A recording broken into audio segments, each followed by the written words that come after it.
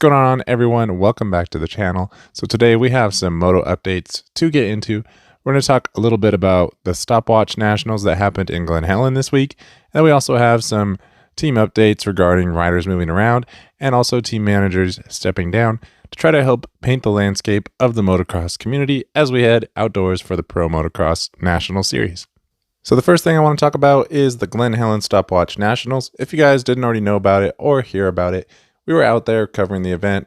It was a pretty cool event. It was basically two 30-minute motos, a lot like a regular national event. There was $10,000 on the line. Some pretty good riders out there racing. It was a cool event to see. But there was also some pro practices that other riders that did not race, there were also top pros participated in. So we got to see some of those guys out there spinning laps and how they were doing.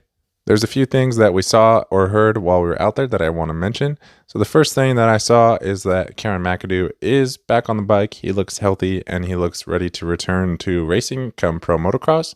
Another thing that I want to mention is that Broc Tickle actually ended up racing and taking home the event overall win. And it sounds like he's going to be back riding in the Pro Motocross Series, at least a little bit in some capacity, essentially riding on Adam Cianciarulo's bike. Also, I want to give a shout out to Pierce Brown. He ended up hole-shotting the first moto on a 250, and he pretty much led the whole thing. Technically, he did get passed on the first lap, but eventually he got passed back into first, and he ended up taking home the first moto win. And he was charging hard in the second moto until he ended up crashing, and that was it for his race. Another thing I want to mention is that Masterpool was out there and he was technically racing. However, he was vocal about the fact that he was just using the race as a test, so he wasn't really there to try to, get any type of result or anything. The part that I thought was pretty cool was he did basically do a couple of roll laps at the start of the first moto, and there was over 40 guys in the race, so he was well outside the top 40. And then he kind of turned it on, and it's hard to say exactly how hard he was pushing it as there was really nothing on the line. So I'd imagine it wasn't even everything he had, but he was able to march his way all the way up to 6th with really no issue. And he was only a couple of straightaways behind the leaders. So yes, while the leader was on a 250, he was in clean air the whole entire race, and he is one of the top 250 riders. So I'm not saying that I expect Masterpool to come out and set the world on fire, but we already saw he's a very good outdoor rider last season. And to me, just by the eye test, it did look like he has reached another level since last year. So I'm just saying that I'm excited to see how he can do come outdoor season. I don't expect him to necessarily win a race or be a title contender, but I do expect him to raise some more eyebrows. A couple more things that I want to mention before we move away from the event that was at Glen Helen. So they were advocating to try to get the Nationals back at Glen Helen. They had some shirts made saying, make Glen Helen a national again and things like that. I know there was some speculation that the owner did not want the Nationals to come back, and whether or not that is true, he definitely does now. And I personally would love to see that. So we'll have to see exactly what happens, but they were definitely making a push to try to have a race back at Glen Helen, which I would love to see. So hopefully, possibly next year, we could see them get another pro national at their track. Now, the Stopwatch Nationals were also sponsored by Troy Lee. And one thing I want to mention about that is that we heard that the Troy Lee Designs Gas Gas team manager, his son Max Lee, has stepped down as the team manager. And it sounds like Frank Latham from KTM is going to be filling that role. And the speculation is that next season, the Troy Lee Designs Gas Gas team will no longer be the Troy Lee Designs Gas Gas team, and it'll just be strictly a KTM group Gas Gas team. So we'll have to see exactly how that goes. I really don't want to see that happen. I think that it's awesome that Troy Lee has had a team in the sport for so long, and I would really like to see him continue in that capacity. But for now, the speculation is that that team may be no more.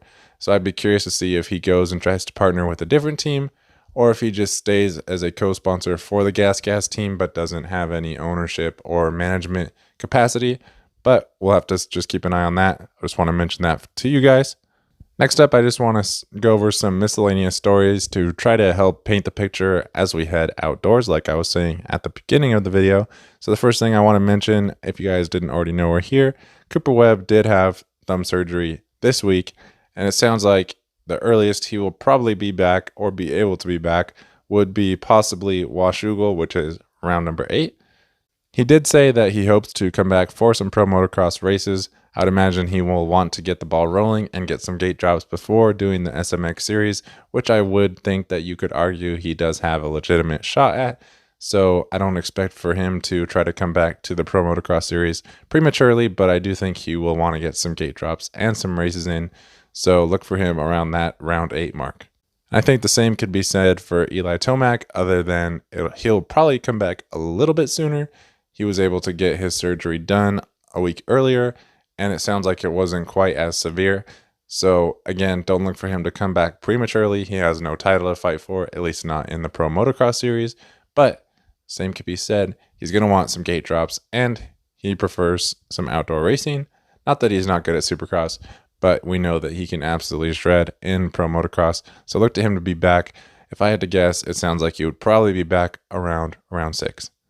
Another thing I want to keep an eye on, keeping with the Star Yamaha theme, is that expect some bad blood between Jordan Smith and Hayden Deegan. Don't think that that little tip over that was in Salt Lake City was meaningless. We saw them having some rubbing last season, and it has carried over into this season. And now we know that Jordan Smith is pretty much all but confirmed to be going to Triumph, so he has really no reason to try to maintain those relationships in Star Racing other than just to be cordial enough to do his job. But I don't think he has any real respect for Hayden, and I don't think Hayden has any problem rubbing elbows with him. So if you guys are watching a race and you see them starting to come together, just keep your eyes on that battle.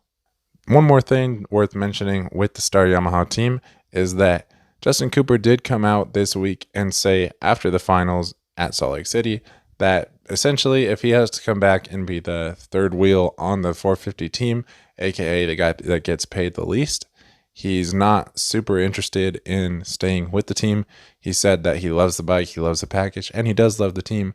But if Tomac does decide to come back, he's probably going to be looking elsewhere, as he has a lot of other interests from other teams where he could probably go and be the A or at least the B guy and probably make a lot more money in his contract.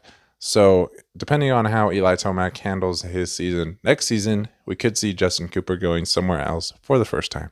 Going back to the theme of bad blood, I do expect Jason Anderson to try to make things hard on the Lawrence brothers at any point that he can in the season. So hopefully he can get some good starts just to make things interesting. I'm not looking for them to try to take each other out, but it does make for something to talk about if it does happen. So either way, if you see an Anderson and a Lawrence, just keep your eyes on that battle. As far as RJ Hampshire goes, a lot of people are saying he should move up to 450s. He's older.